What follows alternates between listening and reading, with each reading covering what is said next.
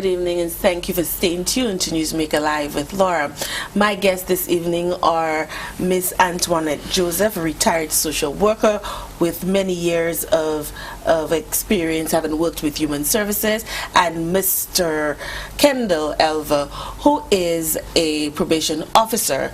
I just would like to take this moment at this time to remind our viewers that these people are here with us from the perspective of the Social Worker Association, and not necessarily from the standpoint of a government agency. Now, Ms. Joseph has had a numerous number of years of experience working with human services and a social worker, as well as a registered nurse and midwife, and Mr. Elva is a former teacher, secondary school teacher. So they're not here in the capacity as government workers or civil servants, but rather in the capacity of past president, in the case of Ms. Joseph, and current president of the Social Workers Association, and they're lending us some of their experiences through the jobs. However, we must caution you that they cannot speak in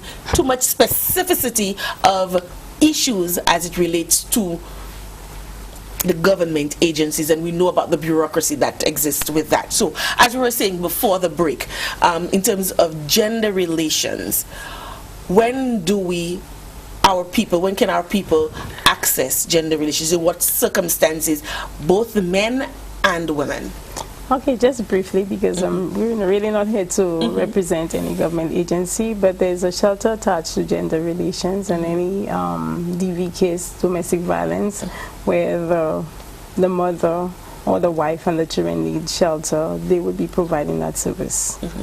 In terms of gender relations, so I don't want to really go into depth. Right. I just wanted to. I understand that, but I just wanted to underscore that the differences between, because a lot of the times when I'm doing research, I encounter those problems. So I can well imagine how a lay person can get frustrated with the issues, because when I think of human services, I think of all of the issues, but then you come across the stumbling blocks. Well, we deal with the children, and well, with the mother, obviously, because children are involved. And then if I wanted to deal with something else, then I have to go to the family court. But if I'm dealing with something as like domestic violence, then I have to go through gender relations. So I just wanted to make that clear for our people, our viewers out there, so that they understand that there are various areas of specific to some of these departments. However, I think the general feel is that they all work most times intertwined with each other, right? What are some of the services that are offered by your association to social workers? Okay, with regards to the services, as I would have indicated, we are just recently constituted, and what we are presently doing is to revitalize the association. So there are a number of matters that we are attending to. One is the issue of membership, whereas we are getting significant support from our student base. I believe that there is still need for us to get the involvement of persons who are in active practice as it pertains to social work, and that is why I consistently make a plea for individuals who work in the various agencies as social workers, for persons who hold social work degrees, to come on board, because I think that we become more powerful with more hands on deck. And I think and louder voices, when you have more voices. For sure. So membership is an issue that we are currently working on, and that is why we try to make use of the media to bring out this particular message. The other issue is in terms of professional development. Actually, this is an area that we have commenced to make a contribution in. As a matter of fact, on the 14th of March, which was Monday, we held a professional development workshop. This workshop was facilitated by Ms. Priscilla Joseph, who did an excellent job in terms of educating persons from the helping profession. This workshop was held in Vieux-Fort at the District 6 Education Sub-Office Conference Room, and there she dealt with the issue of burnout and utilizing mindfulness to stay within an area that allows for you to be effective in terms of dealing with the concerns of your clientele. She also looked at the whole issue of the wheel of life. You know, in terms before you move on to the wheel of life, let's talk about burnout. Earlier, when you were explaining the differences between the different departments that are covered by social workers, you mentioned in one of your examples, you spoke about school children, and that was basically the sum of your examples, particularly focusing on if a child is not at school and where we can go and whatever. It called to mind truancy officers. Are truancy officers covered under your association? Well, we only have one truancy officer that serves the entire it's island. Down to one? And I am not too sure of his academic qualification, but if he holds qualification within the social work area, clearly we do welcome him on board. As a matter of fact, let me say that whereas it is a social work association, we do not refuse any individual from the helping profession who believe that they could make a decent contribution in terms of social justice, in terms of the needs of people who are poor, individuals who are unemployed.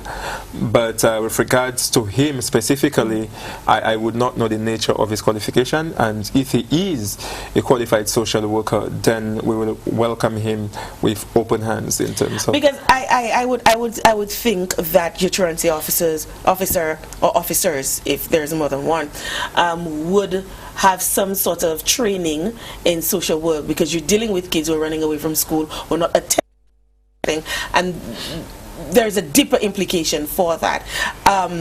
But I think something I want to add to this particular issue, now that you have brought it up, I think if you listen to what my colleague was saying with regards to the number of individuals who are qualified social workers in St. Lucia, initially the numbers were low.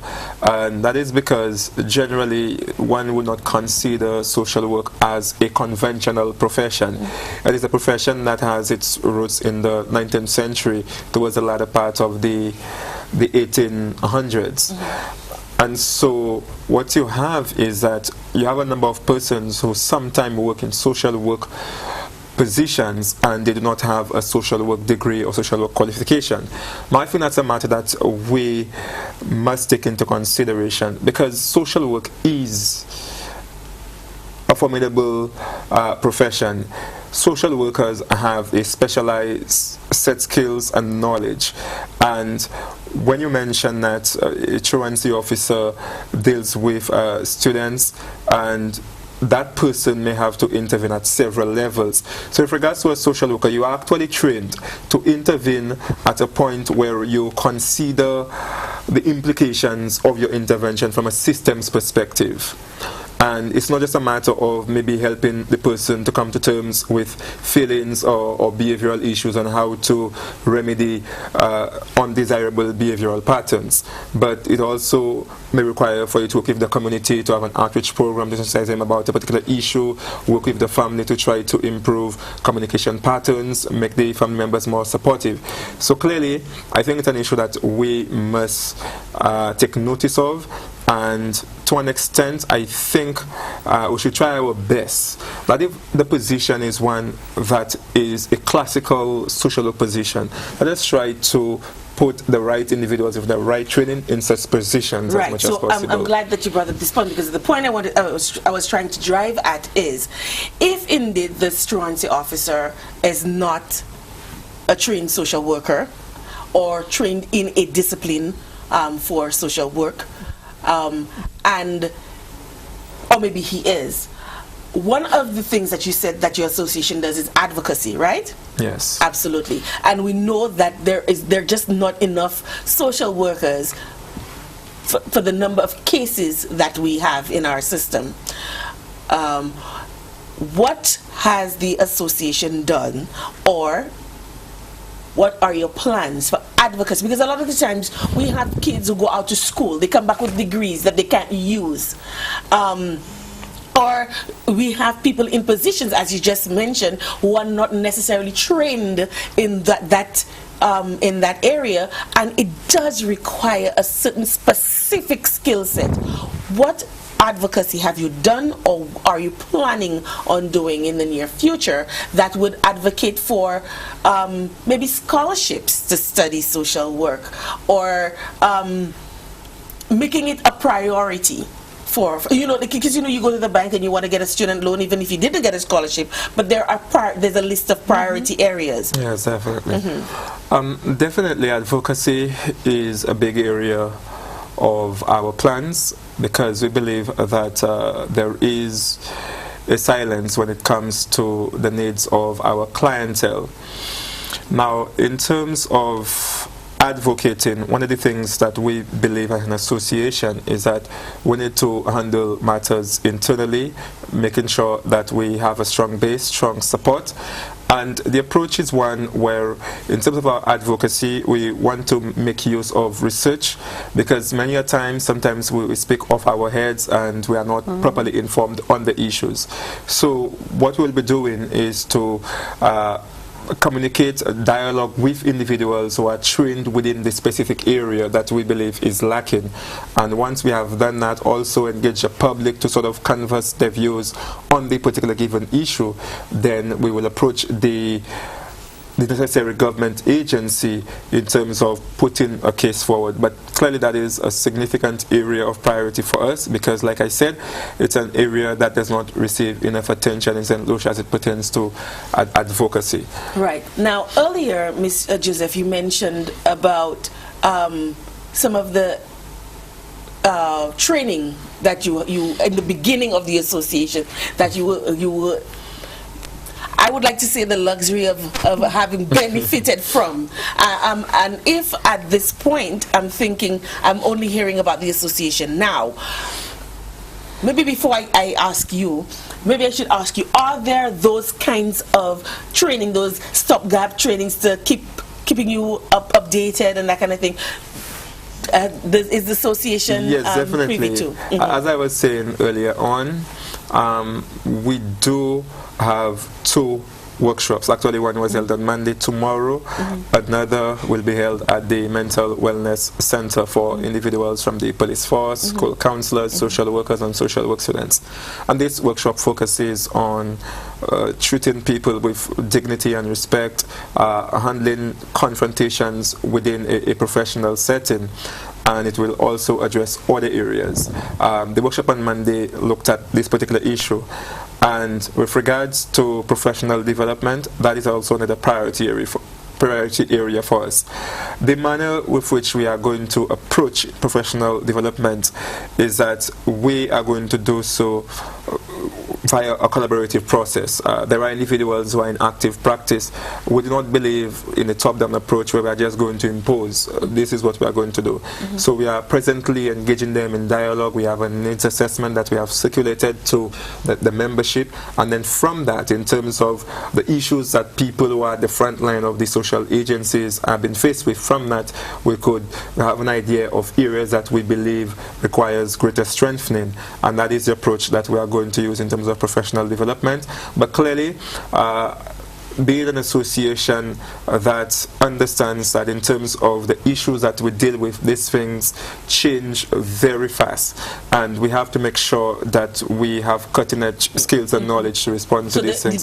You intend on having those sorts of symposium every now and then, every 3 months, every 6 months, however often. You know, I mean, in terms of the thinking of the executive, at least what we are targeting is on a quarterly basis hold some seminar or some symposium that looks at a specialized area of practice or particular theoretical framework that has implications for social, because consistently it is a profession and it has an academic part to it, so you have a number of theorists who are out there doing research and putting evidence together, analyzing it, and later to form practice models. And we believe that for us to remain relevant in terms of meeting the needs of the clientele, as much as possible, individuals have to be made au courant with new theories and new practice models. Wonderful.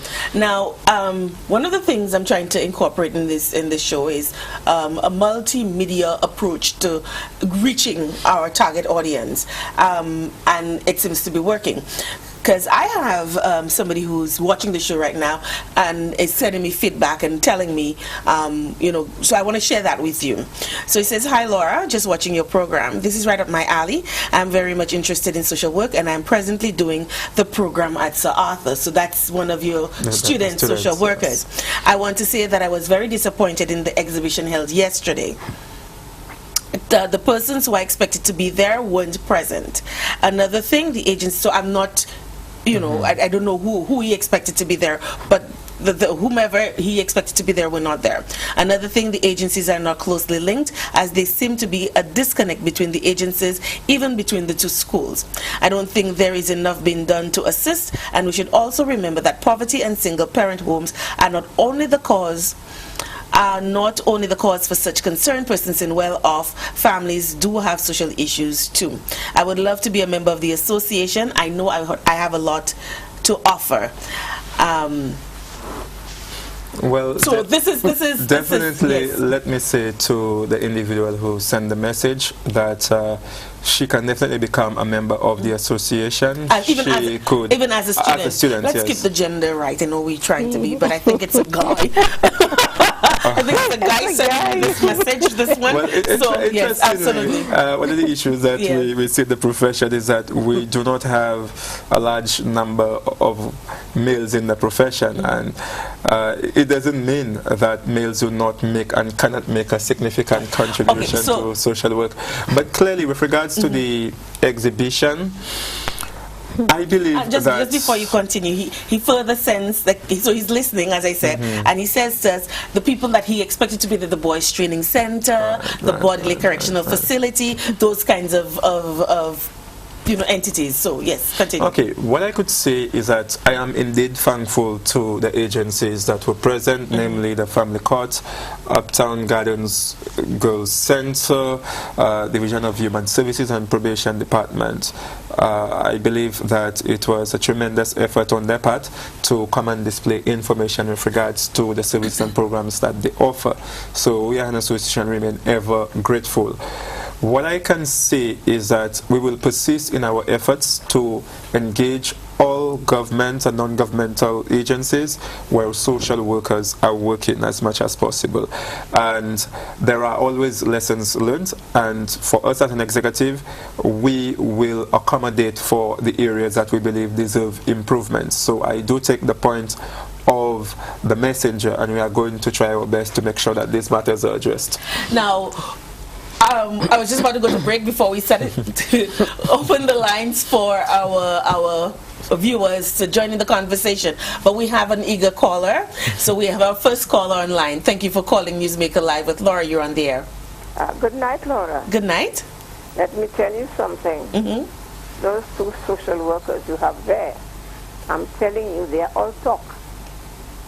All the social workers here do is to sit in the office. Okay, just hold a moment, ma'am. Just hold a moment, because I need them to hear what you're saying. So she's saying that, Junior, my guest, can't hear. She's saying that the social workers are all talk. That all you guys do is sit in your offices. Sit in your offices. Go ahead, ma'am. Yes. You're gonna hurt. You call them. They're supposed to go to where the case is being called. They don't do that. The parents will have to go to them in the office. And when they go to them, they send them to gender relations. They send them all around the globe. And nothing is done. The people get fed up and they go back home until the child dies. Remember the last boy that died? Right, we're talking about millions. About it. Don't mind them. They're only sitting there, dolling up, doing nothing about it. They are all talk. Okay. Big time. Okay. Thank you for your contribution. I'm going to relay that to them because they missed a good chunk of what you were saying. So she's saying that the social workers do nothing.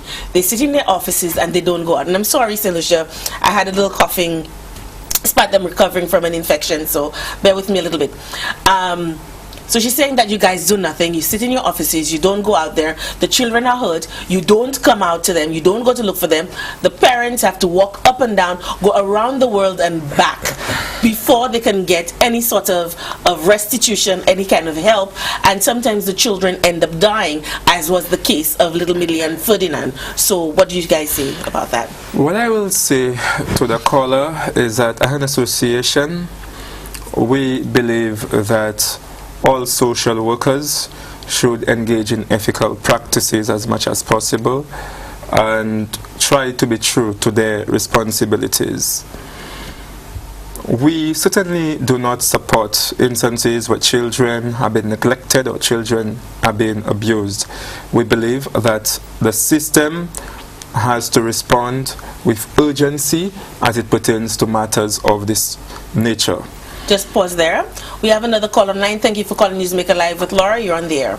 Good night. How are you? I'm fine. Good Thanks. How are evening. you? Good night to you again. Good evening, sir.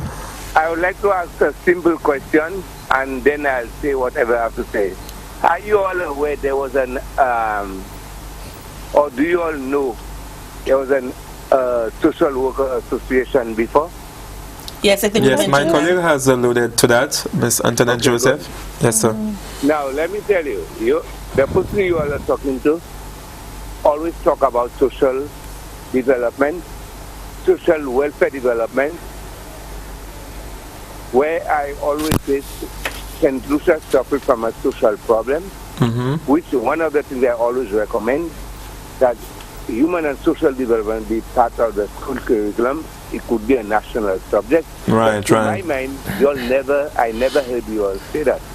Now, I was part of the Social Workers Association before, in the 80s. And I'm saying to you all today, the work you all do doesn't hold within the aspects of health, where people like rape people, etc., and different aspects of where the whole concept of social aspect is conscience is concerned. But at the end of the day, there is a lot that has to be done. And I heard you spoke about stress, etc. Let me tell you, nobody is looking for the stress unless you are the one who put your stress onto yourself. For an example, I always say to people, you work in an office. When you have a work to do, unless you don't clear your desk within seconds or minutes, you'll always look for stress because you have a lot of work to do because of nonsensical things people just do not have been productive, etc. That's why you find a lot of people get stressed. Now, in the sense of your social work itself, where health and other aspects is concerned, there's a lot towards it. And I think what needs to be done, and I'm suggesting to you all, because I hope you all carry on the same work, the same statement that which I've always been making in St. Lucia. For social work and social development of persons to be carried out, which we always say better late than never. One, human and social development be taught in the school curriculum, set policies towards not only youth organizations, but business places when they have seminars and etc., etc. And there are many aspects that have to be taken into consideration, which we doesn't do at all. I'm tired of asking the government of St. Lucia to introduce human and social development be taught in the school curriculum. Integral development be taught. It is the whole aspect of social development where people is concerned. You have anger management, conflict resolution strategies and skills, which is anger management is part of social.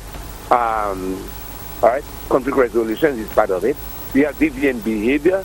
You have the whole question of nutrition. You have the whole aspect of human aspects of it, health, education, etc., etc. So it's time for us to get our sit together and get ourselves together and see that this kind of activities is been taking place and government put themselves together and realize that's what needs to be done. We always say better late than never. Hello? Yes, sir, we are here with you. Better late than never. But it's time you all, at least, which I believe you all have heard me before saying, human and social and integral development be taught in the school program from preschool up to tertiary level. Even the Minister of Education have said that the preschool children or primary school doesn't really look at themselves and deal with the social aspect of it. That's why when they reach to the exam we did normally have from the primary school, all right? That's the common entrance. There's a problem. Yes, thank you very much. A problem towards it. So he himself has looked at the situation and see that's how it is. Now, as I say, better late than never, and I'm calling on you all to stress on the government of St. Lucia as a proposal, etc. If you all need some help from me, my name is Peter Robinson. I can give you all my number. You all could contact me, and I could assist you all in that aspect of it. That the government start doing something, because we're talking about young people. And the young people, which everybody talk about, they believe they know about young people. And I'm saying to you today, I have done courses with young people, social youth force, youth development studies, etc., etc., etc. All aspects. National. Are you going to give them the telephone number so that they can get in touch with you, sir? Elva, I know Elva. Okay, so you'll contact him. You'll contact him. I will contact Elva. Wonderful. Then, because to my mind, I think we in serious problem, and I've always said, St. Lucia on the whole is suffering from a very big social problem. And one of the students here there, I didn't want to say, you see, with my name, you know who I'm talking, who's talking, the Robinson. So the lady, she knows me. Okay, so we want to take a few more calls. So we want to thank you so much for your contribution, Okay, no and problem. I'm certain they'll get in touch with you. Wonderful. Okay, all right. Thank Okay, you. good. All right. Yes. Thank you. The first caller and this. Sorry, we have another call online. Good. Let me Okay. just I just wanted to respond to... hold on. The first caller and even the second caller alluded to, and this is something that I wanted to touch on, is the social aspect, our social conscience as a people. I think we have social workers, and we know that we don't have sufficient social workers. What role can we play? I mean, we hear often, like she mentioned earlier, the little Millie and Ferdinand. This is a child that fell through the cracks. This is a poster child for social work. He fell through the cracks. He fell through the cracks at home. I mean, the people who were supposed to love and care for him did not. They did not protect him. We have another call online. Thank you for holding, and thank you for calling NewsMakerLive with Laura. You're on the air. Laura, first thing I asked Junior to take the camera off you when you're coughing. I know, but at the time we were having a little difficulty with our hearing aids. So you're right. Usual. Yes. But seriously, I wonder if your guest would agree with this definition of social worker. Social work. It is a profession concerned with helping individuals, families, groups and communities to enhance their individual and collective well-being.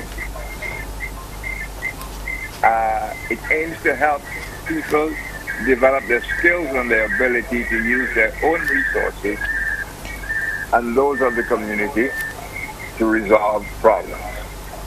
That would be the definition of a social worker. Would they agree with that? Do I read it again? Well, certainly I do agree with your definition of social work. I think it is also in keeping with the definition that I provided. But clearly social workers are there to enhance well-being of individuals, families, communities, and the country by extension in terms of making use of relevant resources, the strengths of the individual, the community, or the family. So I do agree with your definition. And do you think you guys have the facilities, wherewithal, amenities to carry out all those responsibilities. I would say that it depends on the case that is in question. There are cases based on the severity that the level of resource investment that is required is not something which is not available. However, I think it's not something that's not available. No, what I'm saying, I'm indicating that there are cases, if it's not something which is severe or something which is intense, you could respond to it. Generally speaking, okay. Do you guys have the resources to be effective social work, to do effective social work in this country?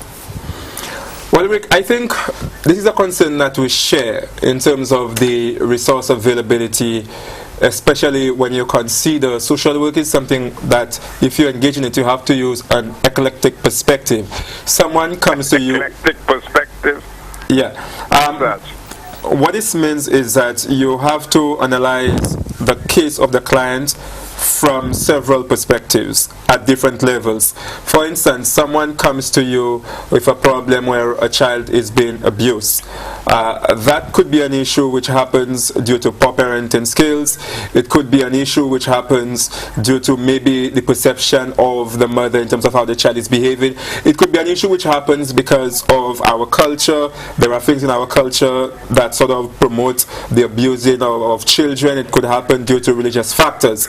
So what I'm saying is that when you respond to matters of this nature, your assessment must be comprehensive, must be thorough, and your point of intervention must be at the community level, the family level, and also if you look at the broader systemic perspective in terms of laws and policies that protect children. So it requires an approach which is a collective. But I would say what you just said there is, with all respect, is very, very obvious.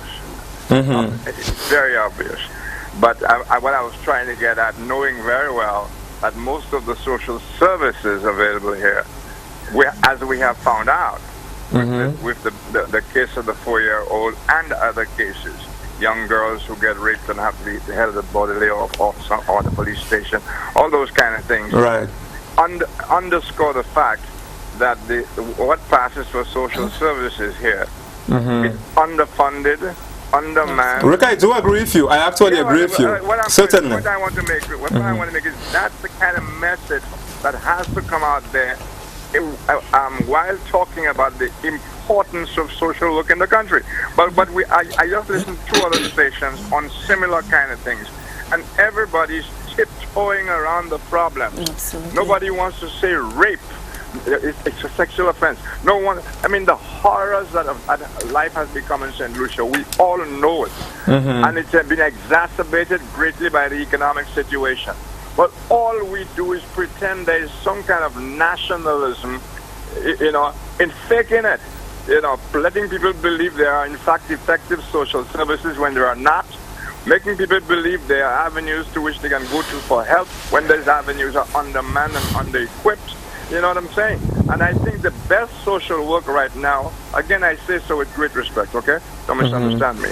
The greatest social work, I think, that social service that could be done to this society now is to make people as aware as possible of the inadequacies in the country, things that are taken for granted, that are not here, things that people think they can lean on in times of problems, and when time comes, it's not there, and everybody is on the bus living off those people's miseries in a job. And with time we started talking like that to people and let it be challenged. And finally, if I may, Laura advertised a show with a nice inviting question. Does St. Lucia have a social conscience? Something to that effect. And I checked what a social conscience was. And it's an attitude of sensitivity toward and sense of responsibility regarding injustice and problems in the society. So I get right back to you again. That a social conscience begins with what I just read there. And I would think that the social worker would be the one with the keenest social conscience to tell the people that they're ripping them off. The society is being ripped off by the people who are supposed to take care of them. Thank you, Laura. Thank you. Let me just... and this is... I could not have put it more succinctly because this is what I was alluding to just before we took this call. So go ahead. Let me just respond to Mr. Wayne with regards to his concerns. I think I do agree with him, and it's an issue that we have been highlighting. I believe that yesterday on Newspin we did make reference to the lack of resources which is required for social workers to be effective. But I think what I was trying to indicate to him in terms of the amount of resource that would be required varies according to the case. But clearly it is a major concern that social workers would say to you at the diverse agencies that they work.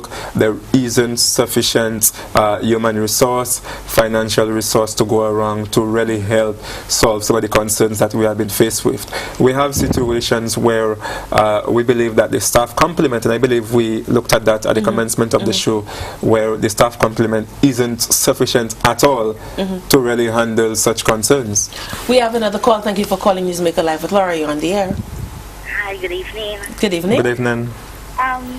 Mr. Wayne, I know you're listening to the show since you just hung up. You mentioned something about avenues for help. I just wanted to see that there are avenues for sisters, but then you see, some of us just have too much pride, and that is something that we should not have, whether we're male.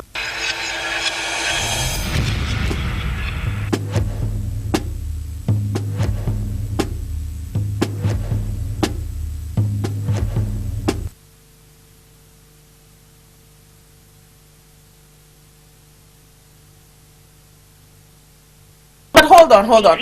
Do you think it's a case of too much pride, or is it a case of the culture, especially when it comes to rape? And that's an area I'm very, very sensitive about, because at the end of the day, why would pride come in if it weren't because that there was a culture of rape which generally or historically has denigrated the victim?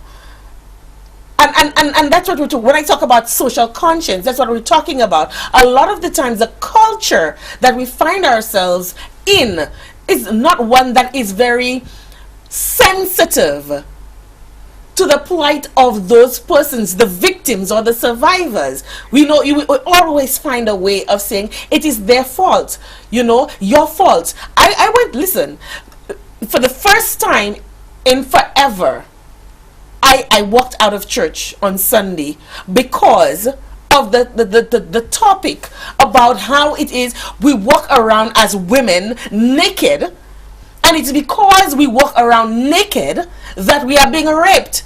Well, I was so offended because last I checked, the women who were walking around allegedly naked aren't the ones or weren't the ones being raped. The ones that were being raped are the 97-year-old woman. And I admire that woman because she came out and she didn't have that pride, but it comes with a lot of years, almost a century of being in the society and knowing what we are, the manner of beast that we human beings are. The two little 16-year-old girls who were in their homes. So I don't necessarily think it's pride. When we have that kind of culture being perpetuated, when you know you were home studying, perhaps, minding your own business, and some brutal beast broke into your home and raped you, knowing that the culture, the mindset of our people is that you somehow looked for it, and I heard some of the stories that our people came up with. Well, yes. Do you blame them for not wanting to come out and say, hey, I've been raped, I can help you not be raped? Well, what I'm saying when I mention pride, what I'm saying is that sometimes, although it has a lot to do with our culture, because some of those things were not even being taught at school. I went to school not knowing about certain things. My guidance counselor is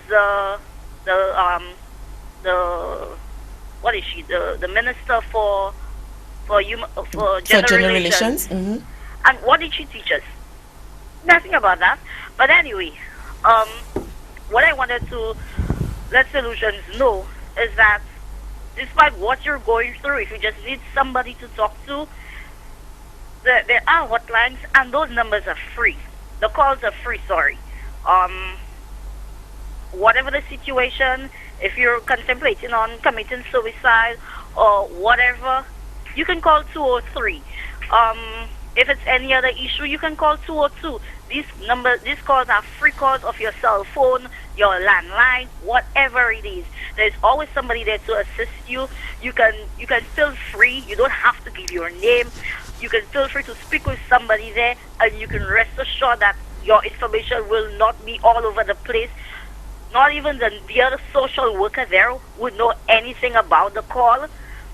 So, St. Lucia, male, female, whoever you are, if you're listening to the show, let me just tell you, do not be afraid to speak to somebody.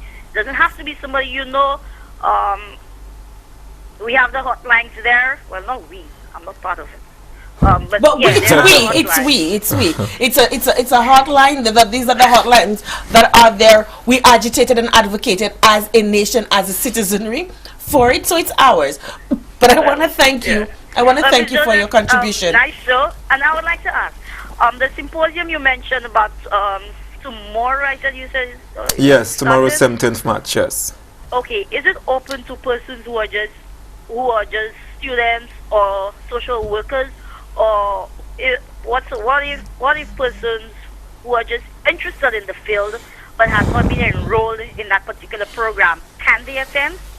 Okay, well, with regards to this activity, letters were sent out, and we are targeting certain agencies. Okay. So it's not open to the general public seminar or workshop.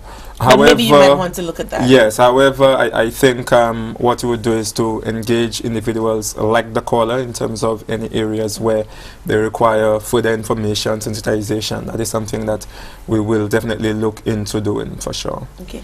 Thank you so much for your call and your contribution. You know, I just wanted to touch on a little point there before we continue our conversation, is that, we have another call? Okay. We have a call online. Thank you for calling NewsMaker Live with Laura. You're on the air. Yes, I just calling regarding the last caller that called there. I had a situation and I called the hotline. And, you know, it's calling and you don't get no help because they take all your information and they don't send a counselor to the person, nothing like that. Because the person in a situation and they cannot call for their own. You as family member, you call. And up to now, nobody never respond back to me or my daughter and say, you know, we are sending a counselor to talk to that person because the person is in a state maybe doing something wrong or suicidal. I tell them where the person is, they never come, they never respond. And I find it was really bad because I said I would call them back and tell them that's not the way if you all say to call because somebody need help and call for the person and nobody attempts to call back or to go to the person and give consent. Even I go to the wellness center. When people go there, they have a whole process of medication giving. And some of those people, it's not the medication. They need people to talk to because they're going under so much stress and so much things happening. They just need a hearing aid or somebody to counsel them. And you cannot get that until they give them so much medication that they are sick. They are sick and they don't even know. They tell you they're not taking that medication because the medication getting them sick. And it's not no counseling, nothing. They will just drop those people afterward without counseling, without, getting what affecting them that they go. When you go to the wellness center, a group of young people are there, and they don't have counseling. They don't bring those people to counseling until maybe at the last moment when they take so much tablets. They will try to get, or if the family asks for counseling. And I find which is wrong, because some of the people are there, you could hear they talk, it's not like they psycho, they mad already going off. It's something trigger them and find themselves up there. And I think we should have more counseling, especially in this time where we are now in St. Lucia. We need counseling. they have rape, they have suicide. We need more counseling. Go to the church, find people to counsel people, because people just need people to talk to. Because sometimes things that happen, if they do talk to somebody, they will get help. Because sometimes you just need to talk to somebody to free up your head, free up yourself. And that's what we don't have in that country. We don't have enough counselors. We don't have people hearing the young people what they're saying, what they're going through. Thank you very much. Thank you so much for your contribution. And my guests are not hearing. One of the concerns that she had, a main concern, is that we have the hotlines, and the hotlines are manned because people are taking the calls and that they're taking the information. However, there's no follow-up. So what happens after the call has come through? What happens after the call has come through? There's no follow-up. And she's also saying that even at the mental health wellness center, sometimes the people go there and that they're being medicated, but it's not necessarily that they need medication, but really counseling, and that should be the first course of action. As far as I understand what you're saying, should be the first course of action, the counseling aspect of it, and not necessarily medication. And sometimes people are medicated, they say they stop taking the medication because it's not helping, they're not feeling normal, and really and truly just what they want is help. But it concerns me that that her preamble was about calling that hotline, and from what she said, I gather it was the suicide hotline, and that there was no follow-up, and that the person, whomever she made the call for or on behalf of, was never followed up on, and anything could happen. So she was a little concerned, and I'm a little concerned about that. Yes, definitely. I think that's a situation that should have not happened. If someone has placed a call to a hotline, someone in need of help, that we should have the mechanism to respond in a manner which is more efficient, though I'm not privy to the facts of what actually transpired. So what I would also encourage in such situations, when a call has been placed, if we have the means and we notice that we have not seen a response, maybe if, depending on the situation, we can take in the person to the facility or try to connect that individual to somebody who could assist. Maybe this is something that also we could look into doing, but certainly that is a situation that should not be happening. And I think also maybe what we can do is that such situations can be expressed to the management of the facility to ensure that they can respond to it, because sometimes they're really not aware, and if there is supposed to be corrective action, that may never be realized. All right, so we're out of time, so what are some of the parting words you want to leave with us? What are some of the events that you have quickly leading up to the rest of the month as you celebrate International Social Worker Month? Yes, in terms of the month, we have held a number of activities. On the 2nd of March, we held a motivational talk on the topic Staying True to the Values of the Social Work Profession. This was delivered by Dr. Anthony George, Permanent Secretary in the Ministry of Youth and Sports. We also held a church service at the Otsa Pentecostal Church. Away from that, we had a professional development workshop which was held on Monday, and we have the second leg of that being held at the Mental Wellness Center tomorrow. Yesterday we had an exhibition of social agencies at the Castries City Hall, where information as it pertains to the mandate, programs and services, such information was given out. And to cap the month, we'll be having a debate on the issues of rape and sexual violence, and to sort of dialogue as to the extent that we believe national responses are adequate to situations of gender-based violence.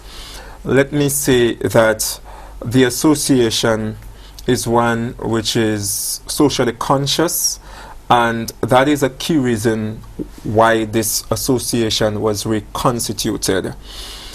As president, I am of the view that there are a number of injustices that occur in our society, and there is need for advocacy, there is need for greater accountability.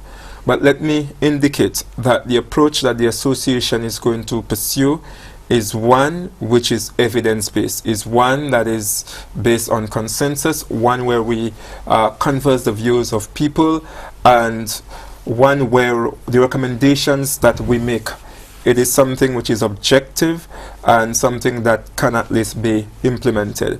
We are sensitive to social issues. Trust me, I could tell you that.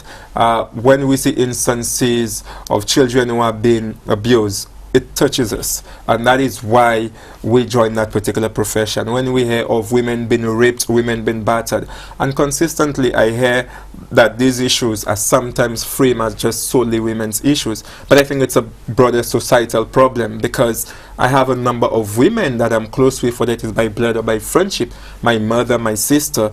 So equally, even though as a male I'm not raped, but the fact that it can happen to someone who's close to you, it doesn't even matter whether the person is close to you. At the end of the day, we recognize that it is a violation of the entire being of the individual, and no one has a right to impose themselves on an individual. So clearly these are issues that we are sensitive to, and we will try our utmost in terms of sharing our views as to what we believe can be done about this situation.